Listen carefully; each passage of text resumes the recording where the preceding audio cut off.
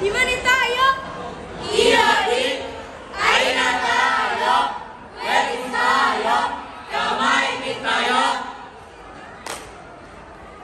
Hei tayo, dia bis kecil ramah, melaju melambat, tayo selalu senang. Hei tayo, dia bis kecil ramah, melaju melambat, tayo selalu senang. Baik teman-teman, kenapa tayo? Aina tayo, lagi nayo.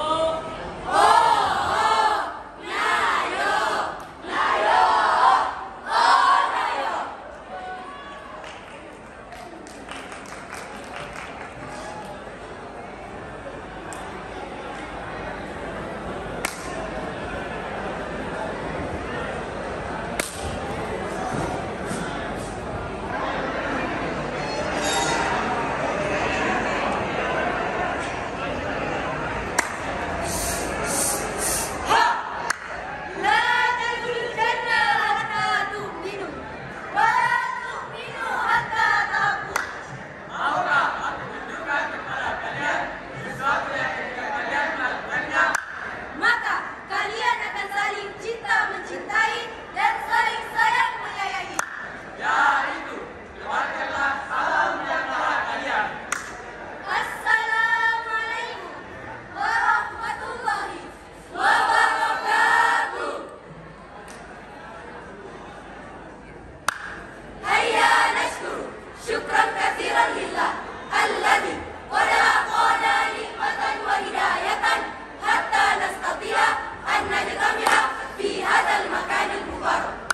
And the second, salam and salawat to the best prophet Muhammad sallallahu alaihi wasallam. Allahumma salli wa sallim wa barik alaihi, who has brought us from the darkness to the lightness. Namun, tulabun nasyiduna wa asqiya. ونحن طالبات ماهرات وجميلات سنقدم لكم ولكم Walakum كلاما جماعيا.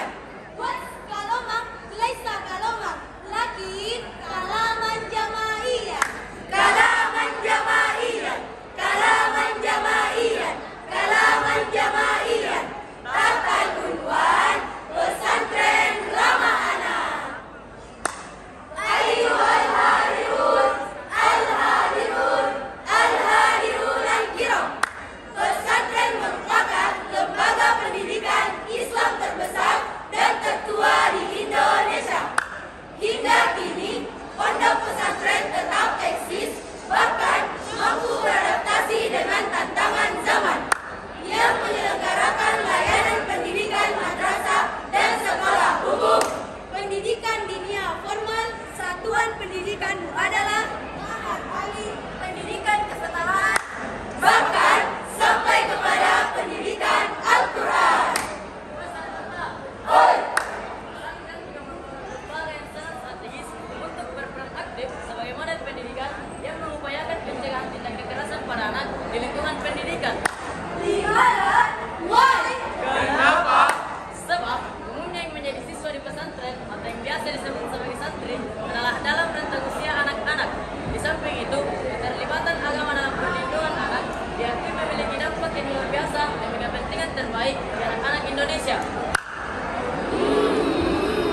Masya Allah, betul.